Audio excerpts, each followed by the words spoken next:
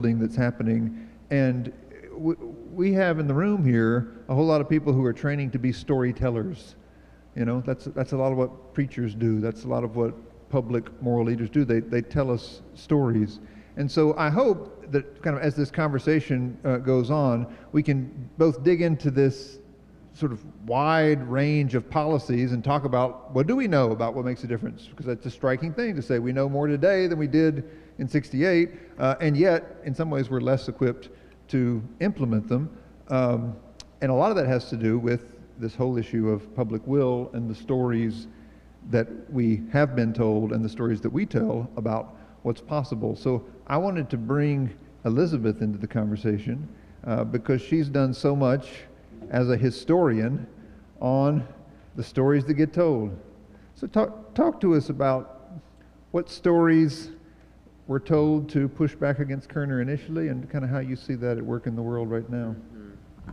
Well, first, Jonathan, thank you so much for convening us and inviting me to participate. I'm really honored to be here.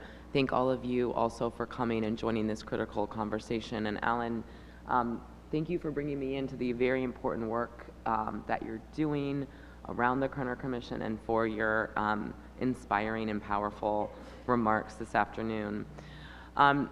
You know, the ultimate response to, I argue in my research, the ultimate response to the Kerner Commission and the moment of, the high moment of progressive social change and civil rights revolution in this country was mass criminalization, was the expansion of policing in targeted low-income, poor communities of color, the expansion of surveillance, especially in those communities, but surveillance in general in American society, and of course the vast and marked expansion of our prison system, ultimately, you know, making the United States the world's leading incarcerator, but framing the long-term response to the civil rights movement, to progressive social change, to demographic change in American society, in a moment when policymakers at the very highest level of government and liberal policymakers like Lyndon Johnson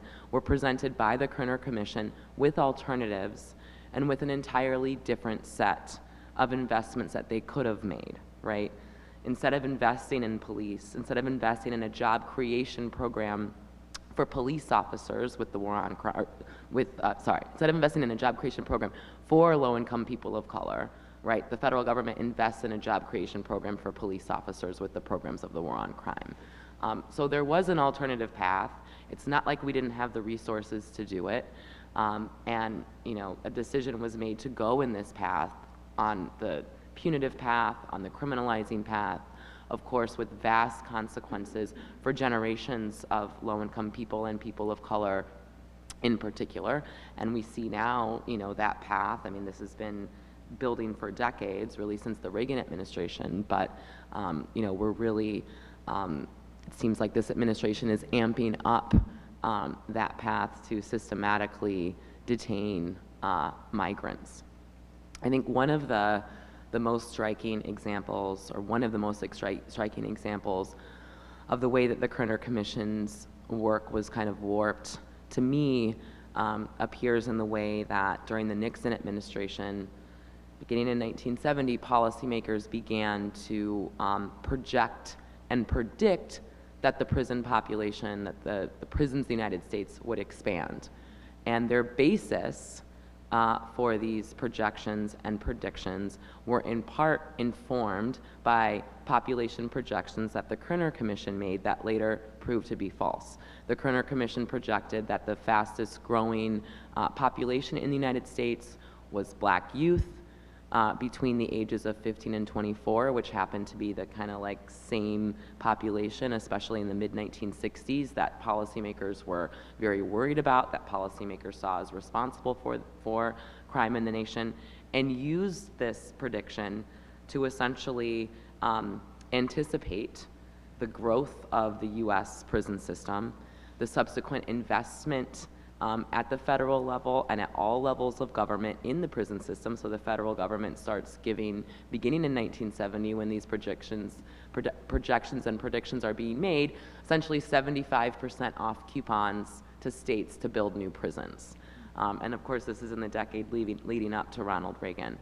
So much of the, I mean, that kind of ties it right there. Instead of saying, okay, you know, let's create jobs, instead, federal policymakers chose to create prisons. And by the end of the decade, and this is, you know, an incredibly cynical approach to policy, when those same projections about black youth populations proved to be false, policymakers started using unemployment figures to predict and project prison populations, which really from any kind of a moral, ethical sense makes no sense. You know, when I was seeing the archives around this, and if you're interested, this is all detailed in my first book, From the War on Poverty to the War on Crime, including some images of these projections in the documents from the Nixon administration that I discovered. I couldn't wrap my head around how you could project for prison populations in the first place. How can you project that people are going to commit crimes? How can you project that prisons are going to grow? Shouldn't the assumption be based on something else? But it makes no sense that the response to unemployment, if you know that unemployment is a predictor of crime, would be building prisons rather than just giving people jobs. But this is the kind of mislogic policy that has guided, right, all of the paths that Alan was talking about. And I think, you know, it's not like it's not as if we don't have alternatives. I think that the attention that you pay to taxes, you know, a lot of people say, well, we don't have money to do this. Yes, we do. If we tax differently, we would have all kinds of new, if we tax corporations fairly, we would have a very robust social welfare state that would change basic conditions that the poorest people in the United States are facing. Everybody in this country, everybody around the world should have the right to clean water. That's not something that everybody in the United States enjoys. Working plumbing, access to robust educational opportunities. And the systematic denial of these educational opportunities, the systematic denial of being able to tell truthful stories about how we got here so we can figure out how we might create a better future, is again part of this long-term project to maintain elite power, to maintain racial hierarchies in the United States, and prevent us from coming closer to a more equally distributed, robust multiracial democracy that the Kerner Commission envisioned, and that Dr. King and Dr. Barber and others live out in the work that they do in the society that they help us get closer to building every day. Can I ask you, Elizabeth, so you're telling a story about how policy decisions shaped the lives of communities that were over-policed and people that went to, you know, prison. I mean, I live in a neighborhood where for a whole generation, every family had somebody that went to prison. Right. This reshaped whole communities. Yep. We talk a lot at the center about, you know, shifting the moral narrative in order to build this new will. What moral narrative was necessary to convince people that those were the policies that were needed? Yeah, so, you know, and this is, again, I think something that the Kerner Commission had attempted to intervene on. You know, the idea, and this is a long-held narrative in the American public and political imagination that really begins to emerge immediately after emancipation. The linking of blackness with criminality, the long-standing idea that black people, that people of color are inherently violent, and are inherently a threat to American democracy. I think one of the big questions of U.S. history, especially from the perspective of white political elites, are what are we going to do with free black people? I mean, there's a constant fear, and many, you know, of the laws enacted from slavery on has been trying to prevent any kind of political mobilization, organizing, dismantling of the racial hierarchies that have structured this nation historically. So that question of what to do with free black people as it gets kind of navigated in the post-emancipation period and beyond is to link blackness with criminality. So instead of, you know, a big part of my work, especially in my second book, and of course the Kerner Commission was formed in response to what I call the rebellions of the 1960s, which really, I think should be seen as a form of political violence that emerged in response of the unfinished, unfulfilled promises of the civil rights movement that didn't, much like the Reconstruction period, due to the limitations of federal policy, gave people political enfranchisement without economic enfranchisement. So the lack of economic change, things I've been talking about, the lack of educational opportunities, jobs, decent housing for people, policies that meet people's basic needs and also, include full political and economic inclusion in U.S. society. That's what that violence was about. When people for decades, try nonviolent direct action protests, try lawsuits, try petitions, and it doesn't work, and you're getting abused by police, and you have no recourse, you've tried the other route, the response is violence. And instead of taking a step back and saying, okay, let's really look at this, as the Kerner Commission did, let's try to understand what are the root causes of this violence. The Kerner Commission, of course, famously identified it as white racism and socioeconomic inequality rather than black pathology. When you dig in and you understand that that's the root cause, that these are rebellions, that they're not riots, that they're not criminal acts, then that allows us to think about a whole range of solutions outside of more policing and law enforcement, which of course is the catalyst for many of these incidents in the first place. So the narrative, though, and this is why I think the terminology is so important around the word riot, because when we use the word riot, then these acts are criminal, they need to be punished, the people that enact them are inherently criminal, and the solution is policing, right? And I think that's been the kind of story of, when this was in question in the 1960s, by the 1970s, especially with, Nixon on, and liberal presidents since Nixon, have kind of adopted this idea that certain groups, minoritized groups in U.S. society are inherently criminal, and the best way to manage the problems of poverty and inequality is to lock people up, remove them from their communities, and warehouse them in prisons that are usually located very, very far away from their home communities for extremely, extremely long sentences. So the thing that sustains that, and of course we see it in the rhetoric around migrants and immigration, is that, certain groups of people deserve this because they are criminals.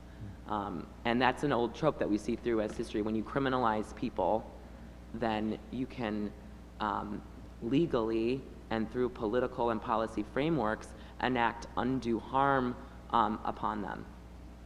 Yeah, thank you. As opposed to your work, Elizabeth, one of the most destructive academics was John DiIlio, a professor, who coined the notion that, yes, for the future, we're going to see more and more predators. Yep. And predators meant young black men. And that word, that phrase and associated phrases, that word predators, got picked up by the media, which loved it. And that was really responsible for much of what Elizabeth is talking about. Can I just add one thing on that before we move on? I think like where you see that in action, and thank you so much for making that point, Alan, is that, like in the early 90s when these things are being, when the idea of the super predators coming out and all of these horrible policies that really lead to, the drastic explosion in the US prison population, we get the system where mass incarceration is essentially about locking up, systematically locking up black and brown children and teenagers, super predators, for most of their adult lives in faraway prisons. That's what mass incarceration, it's taking black children and teenagers under these kind of like ideas of super predator ideas and just putting them in prison for most of their lives. That's what it is.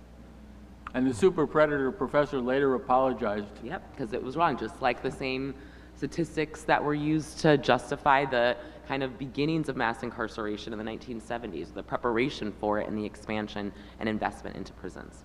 Yeah, no, thank you for that. One of the things about the super predator is that that is a character that's created to tell a moral story, right? Because no one ever wants to do something for nefarious reasons, right? People want to do what they do for the best of reasons. So you need this character of the super predator in order to, you know, rally the troops to protect these people, whoever these people are. In this case, you know, innocent white children who might be subject to, you know, this predator's advances. So, yeah, these moral narratives are always at play. And Miroslav, you know very well that they're connected to our scripture texts, our faith stories. Yeah, how do you want to enter this conversation as somebody who thinks about these things from that side? First thing, let's get you on. I might take a flip of that switch. Flip of that switch. You can use mine. Here we go. Here we go. Trade me, and then you can. Here we do go. There we go. Okay. I'll hold it. First, I want to just thank Jonathan, you, for inviting me to be part of this conversation. As you will very soon know, I'm no expert on this issue, as my fellow panelists here are. I speak as an amateur.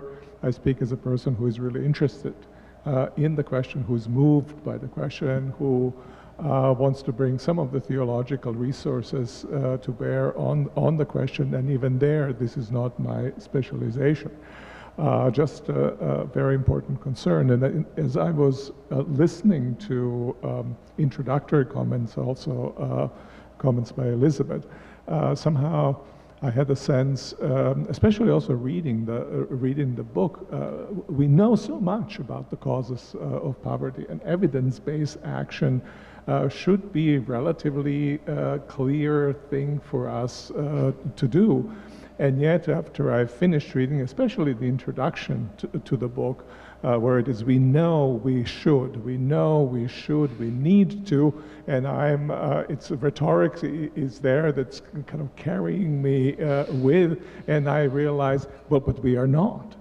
And so the immediate question for me was, and this has been a question that plagued me over the many decades, is why not? Why not, and why has, if I read things rightly culturally, and certainly that is true within Christian communities, why has the situation in fact deteriorated? And you can see it also just by looking at, say, evangelical community and how the assessment of inequality. Some of you will know the name of John Stott. He died a few years back. He is the Mr. Evangelical in the 80s, I think mid-80s. He wrote a book on kind of moral issues facing Christians, and one of those issues was the issue of inequality. And then he proposed there, as a kind of a reasonable proposal, that the discrepancy between the lowest paid and highest paid employee in an organization should be 1 to 7. Now, if you look at it from current perspective, this is clear Marxism. There can be a communism, right? This is unimaginable that one would even think in those terms. And it's also the same in any communities that you look.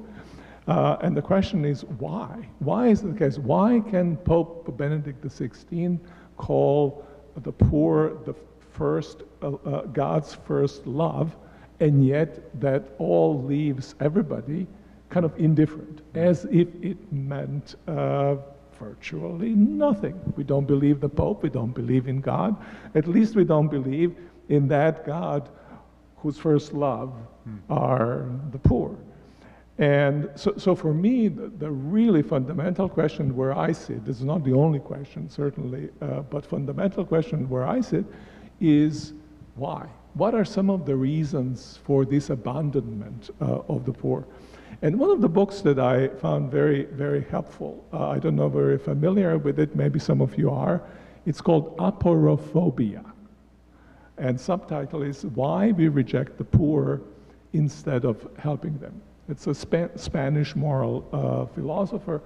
And she starts, the aporophobia means the fear of the poor. Xenophobia, homophobia, aporophobia, and she coined that term. The reason she coined that term is because she thought we need to have a term for something that is actually real but is not recognized, that we actually fear not simply of foreigners, not simply people who have different practices than we do, sexual and otherwise, but we fear also people who are poor. And so she traces this fear for the poor in the contrast during the Brexit in Europe. There was obviously rhetoric against the immigrants, as we experience the rhetoric right now was high. But immigrants who were doctors and professionals were exempt from that rhetoric. Immigrants in Spain who came from England and were retirees with good chunk of change to spend, they were exempt from that rhetoric. And then she realized that there is this category of the poor, and she asked the question, why is it that we have this phobia of the poor?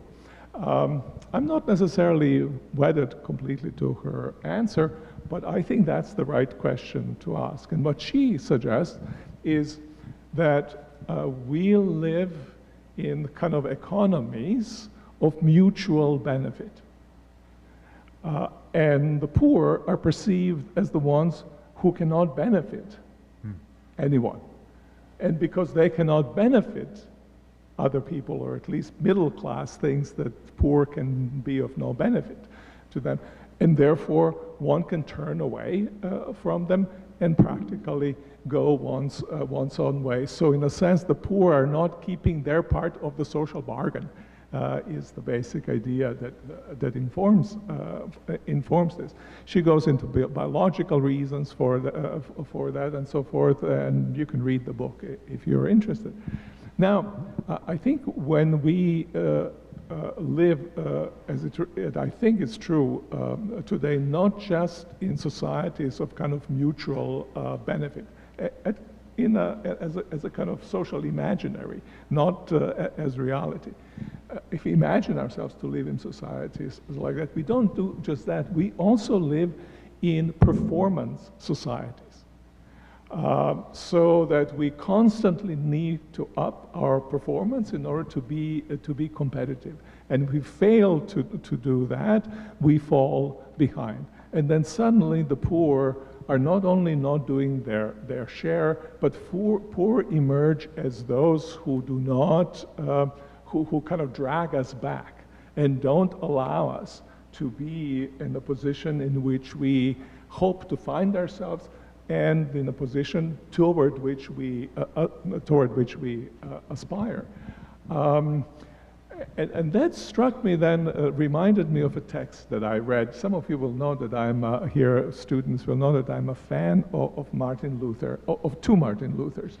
One is the king, and the other one is not quite the king, the reformer. But a namesake, according to the family. A namesake, yes. That's right.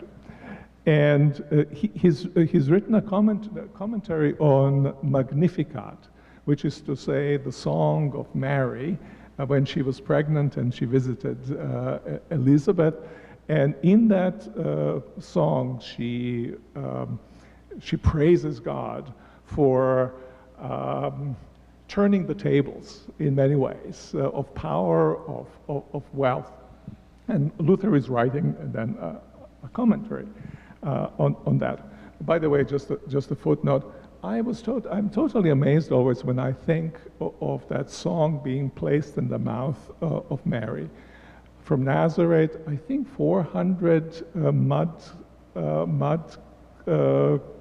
built houses in that place. At the very edge of an empire. And what is she dreaming about? God taking down the great, the mighty from their thrones and establishing the messianic kingdom. It's amazing what a scope of imagination is evidenced just in that song of that 17, 15, whatever, how old young girl that she was. Now, Luther writes commentary, and he begins by discussing about nature of God, the mighty one, who undoes the differences between those who have and those who have not, have power, have resources, and those who have not. And then he writes, well, God is the highest. And this is typical of Luther's writing. And by the way, he is writing this text to his immediate political superior. So this is a political tract that he is actually writing, placing it in his hands. And so he writes, God is the Almighty, which is, or the highest, which means, what does God do when God is the highest? God does not look up, because there's nothing and nobody up.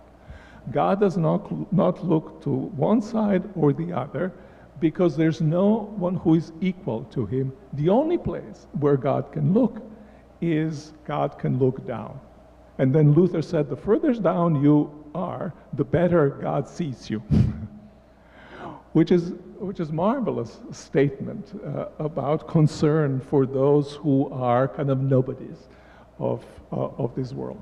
And then he makes a comment, but what do we tend to do? Well, we always tend to look up, which is to say, wherever there is power, wherever there is wealth, wherever there is knowledge, that's where I aspire to be.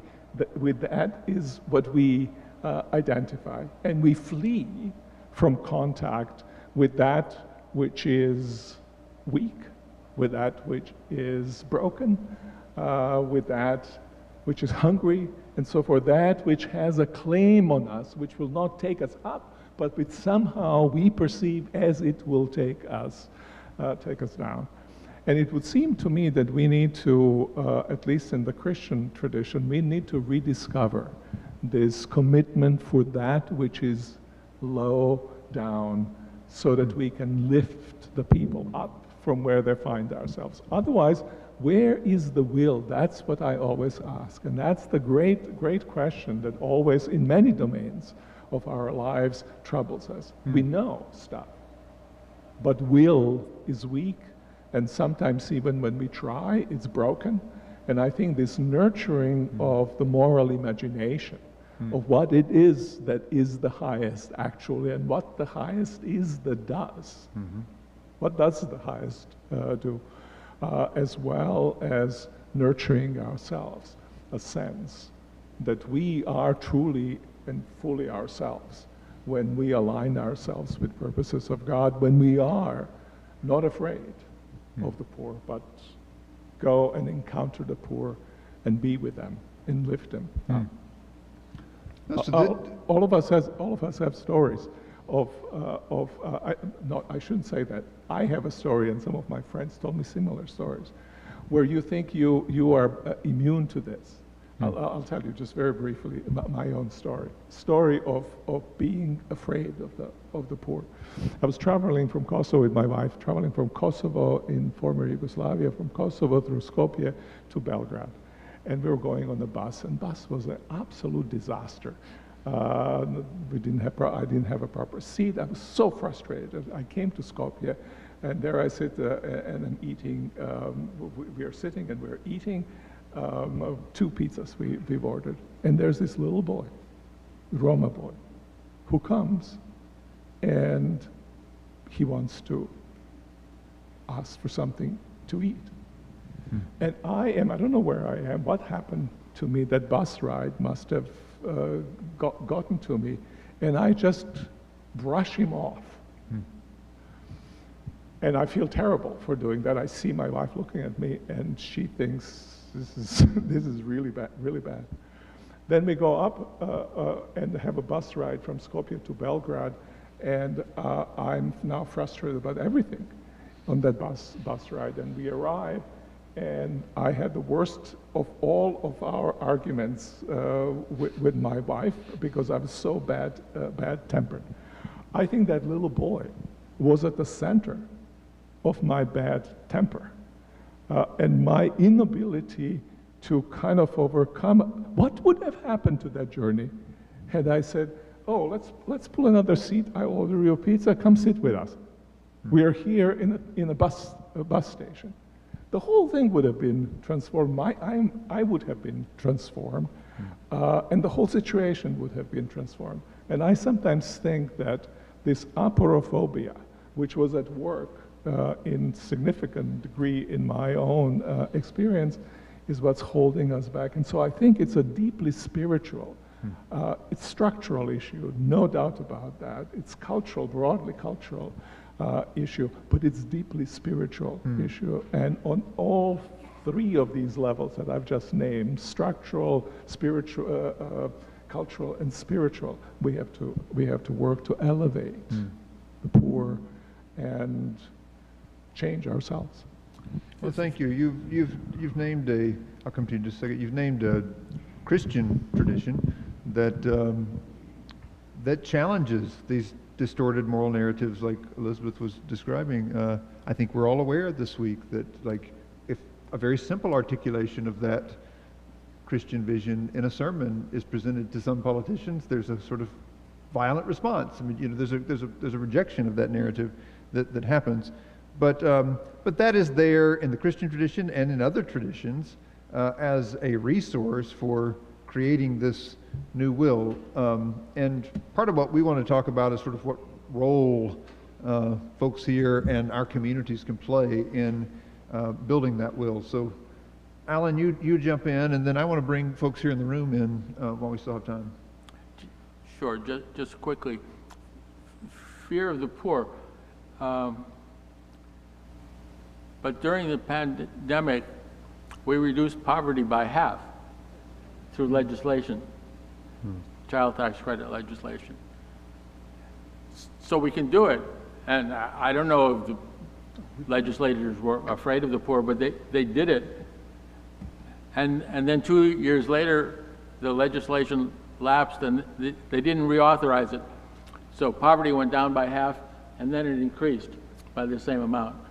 What does that say about fear of the poor?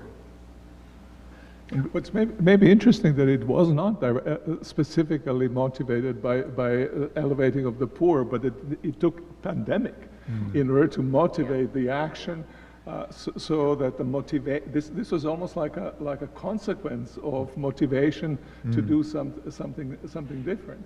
And did it not take John Kennedy to be assassinated for Lyndon Johnson to pass the Great Society legislation? So are we an amoral country that just is pragmatic for a while and then we forget about things? As I go to our broader community here, and feel free to raise your hand if you have a comment or thought. Elizabeth, we were talking before, like, as a historian, what do you say about the potential for change, maybe even when things look at their worst?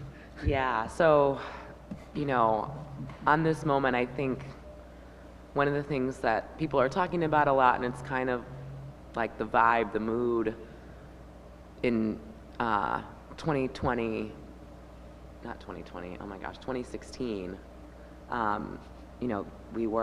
lot of people were amped up for resistance, and now it seems like there's kind of more of a resignation. But history reminds us, right, this is not, and some people are like, just think everything is doomsday. I can't go there, in part because history tells us that it's not. There's like, change is always possible. When people think that something is totalizing and it's forever and it's, messed up the nation, that's not the case. Nobody in 1860 would have expected or predicted that within 5 years slavery would be abolished. And that's one of the most, profound transformations in U.S. society, even if we haven't really completely lived up to the promise of emancipation. But I think one of the things that's keeping me going right now is that, you know, we keep fighting and we keep imagining and we keep educating ourselves and pushing for change, because history shows us that it can be there and it will be there, and we can lay the groundworks now to think about what would it take to get that child tax credit enacted and to give and to redistribute resources in this country. I think part of the tactic is to make people feel helpless, to make people feel like they can't do anything, to make people feel that it's inevitable. And you know, one of the big things about that history shows us is that nothing is inevitable, and that the capacity for change is in each of us, and it is, you know, mass mobilization, working in community, in alliance, in coalition, in partnership, and in love that creates new societies and that creates change and that dismantles structures of oppression. So that's one of the ideas that's keeping me going, one of the big lessons from history. Oh, thank you for that. Yeah, give her a hand. Amen. I see some of our students here. We were talking in class just this week about how we were reading Danielle Allen's great work on the Declaration of Independence, and she talks in there about how in democratic conversations we need experts, but everyone is equal in their capacity to name how what's going on impacts them, right? So we need everyone's voices with experts weighing in. So we have some experts here, but we need everyone's voices. We need folks to weigh in. How does this land where you are? So who'd like to join the conversation? Esther? Thank you so much for speaking and sharing your research and hard work and insights. My name is Esther. I'm a first-year student at the Div School. I came here directly from a fellowship in Congress. And I am wondering a lot about the last comment made about how we have such a tendency to look up, whether it's fear of what might happen if we look down or whether we might be dragged down. And I can't help thinking about how there's such a strong desire to also look for solutions by looking up and thinking about scale and impact and big picture, because that's what's going to create the most change for the most number of people. And I'm wondering, is there a way to navigate, any insights or stories, is there a way to navigate the tension between looking up in a positive, constructive way with the mentality maybe of like people who are below or like down, or will there always be a crisis of proximity? There's so many people who are working on, I was on like a SNAP portfolio, right? Like there were so many people who I was working with who have never been on food programs, right? Or who have not had these experiences, but still want to advocate. I think my poetry professor, Chris Wyman here, was also talking last week in class about how there's such an assault on individual consciousness that's happening. And I also think I saw a lot of that when I was working in government. Like when you look up, there's an assault on individual consciousness, things being subsumed for the greater good, for the bigger picture. And so this tension between look down, maybe work on your locality, your own spheres, versus work for impact and for big picture.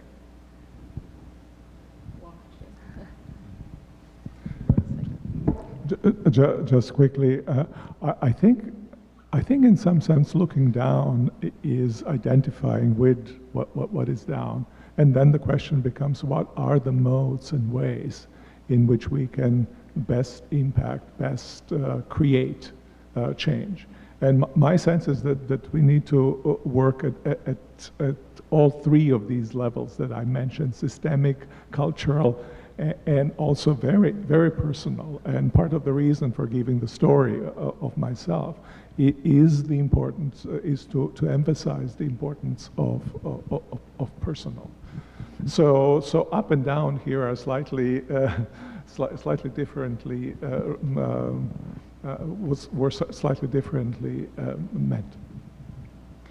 I think part of it is amplifying the voices of and doing everything that we can to support the amplification of the most marginalized groups among us. And you know, I think we've seen again and again the way that when that amplification happens, we can get change, whether it's from, you know, like Michael Harrington's work and all the like new studies about poor people. I mean, I think part of it is, you know, putting people in the driver's seat to tell their own testimony, to share their own testimony and tell their own stories, that helps build wide support for the war on poverty. Or, you know, like thinking about in the years leading up to abolition, the way that the narratives and testimony of enslaved people really helped move the needle and build awareness of what was actually going on in the slave system. You know, behind the veil of the Southern planters' propaganda. So I think part of it is that, and again, the threat of these stories, these histories being told has been under attack, you know, especially since 2020, right, which is the height of mass mobilization in this country, when the vast majority of Americans were asking new questions about police brutality and systemic racism and all of these things. The response to that was to call it woke, was to shut it down, was culture war, which I think also reflects the power of this kind of like growing awareness and the potential power of continuing to amplify these stories and these experiences, these voices that are intentionally kept from us.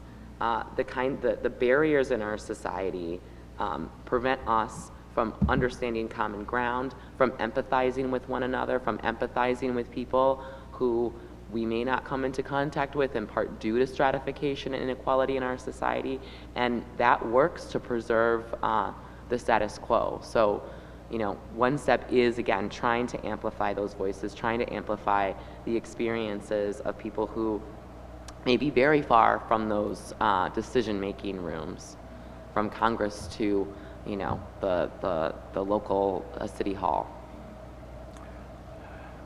Our daughter is 28, she lives in London, and she's always telling me, oh, Dad, you're a 1960s guy, you're trying to save the world, but London is so cool, and so, and I have my art friends, and I'm going to enjoy life. And I say, Miranda, you can't do that. And so we have that, you're asking one of the most basic questions of our age, and certainly, I don't know, your kids are 3 and 5, maybe you'll be having some dialogues like that in 10 years. I don't, so I don't have a good response other than to say that you got to engage this struggle, and you cannot lose track of progress if it takes 10 years, if it takes 100 years, if it takes 1,000 years. We must move forward, and we must move on, and we can't give up. And we need to be practical as well as spiritual. And maybe Yale should have a new degree that, which integrates theology and running for Congress. And one of the I like that too. We're getting a PhD. One of the leaders of the anti-gun group that evolved from the massacre in Florida is a young man, I forget his name, but he's the youngest member of Congress now, and he's as moral as you can get, but you must know his name. He's like 28, about the age of my daughter, and now he's been elevated. He's I think deputy leader of one of the caucuses. Anyway, he's rising quickly, and he's being listened to, and he's combining morality with politics. Alan, you'll be glad to know that in addition to studying public theology here at the Divinity School, we also partner, the center partners with the Yale Campaign School, so that people who want to run for office can get all the toolkit they need, right down at the law school, actually. Virginia wants to join the conversation. Thank you so much. Professor Hinton, when you were talking about the federal government offering the communities to build prisons. I was reminded of Lyndon Johnson offering communities to build low-income housing through the New Towns in Town initiative, and the only community that took it was his own city of Washington, D.C. So I guess my question is, what can we do in our local communities to make them accept low-income housing instead of prisons? Mm-hmm. That's a great question. I mean, I think part of it is demanding low-income housing. I mean, I think about what's going on in Connecticut, many towns outside of New Haven, when there's like real resistance. Again, going back to this aporaphobia, real resistance to have multifamily housing in communities like Woodbridge. So I think part of it is being open to the idea and mobilizing people around the idea of having more mixed income communities where everybody can live together and thrive. Organizing around that, again, when you amplify voices of people who are unhoused or who are housing insecure, that helps build empathy among people, and they say, oh, actually, okay, maybe this won't be so bad if we have multifamily housing in our community. Maybe that would be a good thing, and there's a lot of ways that our communities can benefit from having more socioeconomic diversity. So, you know, I think part of it is building awareness around the issue and then mobilizing people to act around it. We often forget, one of the things I really try to instill in my classes all the time is that, you know, it's not like the Civil Rights Act or the War on Poverty or any, you know, just dropped from thin air. It's the result of decades of organizing. And I think that's the other, you know, thing. We're kind of in this age where, you know, it's like instant gratification, like 30-second, you know, tweet or TikTok video or whatever it is. And, you know, that's why the history of the movement is so important, because it takes decades. You might not get the kind of victories that you want immediately, but, you know, you have to think of it, okay, I'm building, I have to be patient, I have to go slow, I have to really build strong coalitions in order to realize the goal. I mean, I think, and this is straying away a little bit from your question, but, you know, I think those of us who are working to build a better society, those of us who are in the movement, recognize we might not see the fruits of our labor in our own lifetime. And my children, my 3-year-old and my 5-year-old might not see the fruit of the labor. I hope my great-grandchildren, my great-great-grandchildren can. And so I think it's always also having a long view and accepting the fact that, you know, the kinds of major social transformations that are necessary, you know, whether it's expanding housing for people or whether it's establishing the Department of Democracy. I would also like there to be a Department of Community Empowerment. That's going to take time, that's going to take dedication and commitment and doing the very hard work of organizing. And not just on social media, you know. Thank you. We got one more voice here in the back row that wants to jump in. Hi, I'm Judah. I'm actually a student at Union Theological Seminary. And I mostly a comment. I just want to thank you for bringing in mass incarceration to this conversation. I think it's so important. It's such a critical intersection of everything that we're talking about. And I can't help but think, as a person of faith, you know, in scriptures, you know, we hear Jesus say, I was in prison and you visited me, right? And if you come from a context where your job is to bring something, theology, to a place, you forget that there's actually something already there, and that's the people. And in the Christian tradition, that's Jesus, right? And so I think there's something about recognizing that there's voices that we're missing from even this conversation. So I appreciate you including my voice, but recognizing that my voice is actually only a piece of the millions of folks who are missing from our society. And I really believe that some of the answers to these questions in public theology and public policy, we've actually removed them from the conversation. So I just think about, you know, how do we continue, and I have ideas in my own life, but how do we as people who are in the free world having these conversations bring the voices of those who've been removed from the ability to share their ideas to these solutions, and how do we make sure the commissions and other folks hear from those voices as well? So maybe not a question you can answer, but certainly something I think that's an important part of the conversation. Thank you. When I was a political appointee at HUD during the Carter administration, we went to Bed-Stuy, the Bedford-Stuyvesant Community Development Corporation. There was a whole tradition led by Bed-Stuy and then Ford Foundation to build houses by nonprofits. We have CDC models that are available. We don't have the funding for them. We further developed through James Rouse and the Enterprise Foundation and through the local initiative support corporations, nonprofit entities that built housing for the poor. That model also worked. We have many models today of housing integration, for example, in Washington, D.C., outside of Washington. In other words, there are the models for housing the poor, but we don't have the will to scale up those models because housing so often involves issues of race. I really appreciate that question, so thank you.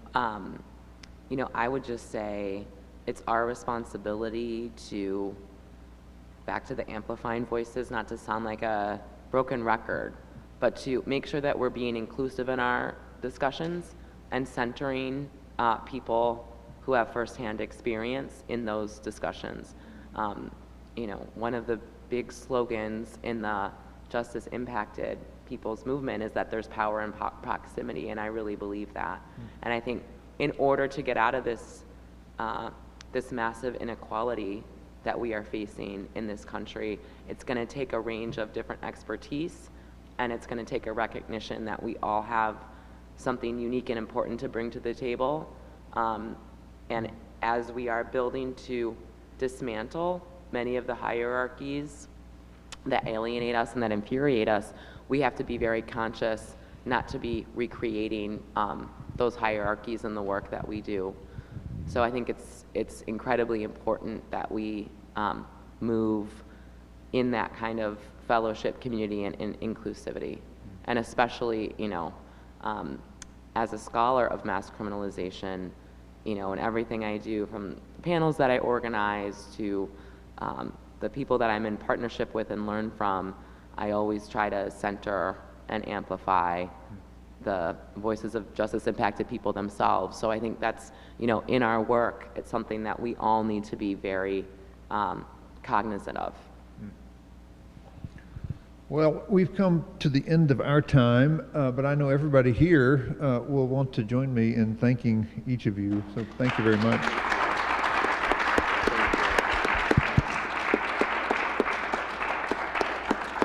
Again, if you want to continue in, you know, this conversation, which can go much deeper in terms of the details of all these policies and the way to the new will, the book, the resource that this conversation has been based on is called Creating Justice. For those of you who are in the room, we welcome you to get something to drink here afterwards and spend a little time of fellowship. Before we formally close, I just want to make two quick announcements about upcoming events that the center has. One is this coming Monday. Bishop Barber will be the university's MLK speaker for this year in Battelle Chapel. And I think whether you want to be in the chapel or watch it online, you need to register. So for those of you watching online, you can register from wherever. I believe it's open to the general public. But you have to register to get the link for that. That's next Monday evening. And then in about a month, on February 27th, is a Thursday afternoon, here at Yale Divinity School, the center is going to have our first Pellis McShirley Egwavin lecture. And you all will be honored to know that in the room tonight, Roz Pellis, for whom this lecture is named, with some of her colleagues who have been great movement lawyers in the movement.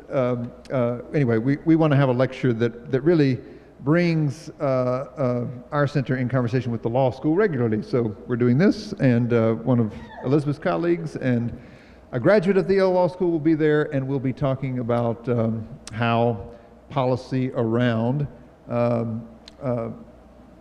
property tax has, and the racist policy around property tax has led many people to lose their homes. So that's based on the book Plundered that is coming out or just out, and we'll be talking about it. So all that coming up. Please stay in touch with us at the center. Thank you for those of you who joined us online, and for those in person, good to be with you. Thank you. Great, yeah, that was fun. Yeah, thank you. Thanks for organizing. That was, I really enjoyed this. Yeah.